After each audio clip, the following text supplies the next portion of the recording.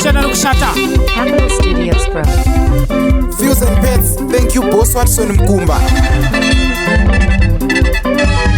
Sekuru banga isuti notenda Tave kufamba shine quality. Fuse and Pets isuti notenda Tave kufamba shine quality.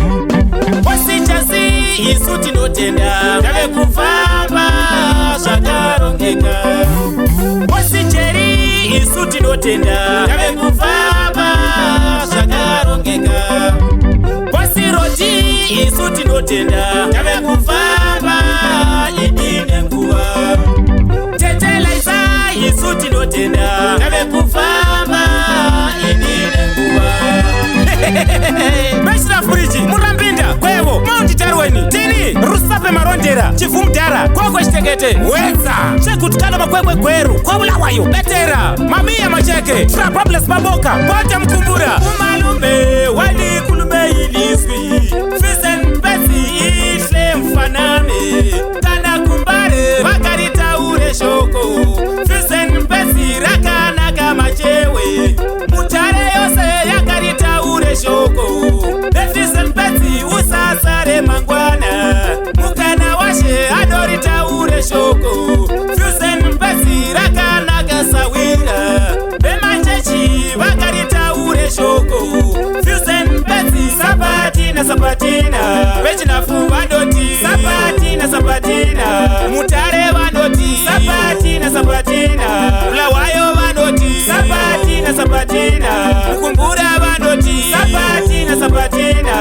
Masapuku, Akarita Ure Shoko. Yey, Kipazi rano kwa mira muwaye chikoro yu. Sapuku Fuse and Pets raiwa kutrenda na chikora kutrip. Okay. So kono kondoti kandisebere waine bazi rano kushi bazi ratizinga sisi masapuku isu. Amai oe Sapuku. Atizidi muno kundo medu. Fuse and Pets no bazi rano muno medu muno. Auri wiwo. Wala kumberi. Kono ile iya zamaya. Fuse and Pets liya hamba lomnyaga. Kono ile iya zamaya. Wasi Watson Mkumba uyabongwa. Kono ile iya zamaya. Wasi Chasi tindo batenda.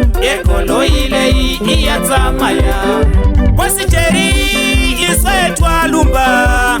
Kono ile iya zamaya. Wasi Roti, we thank you. Kono ile iya zamaya. Yabona mchana waye uFuse and Pets imthanda amalonda ankhona akula izinto zokujatajata mchana bakuphatha kahle bakungenisa ebhasini into zakho bezibeke emabhutini makastoma ngicela lijikele izibi ebabhini.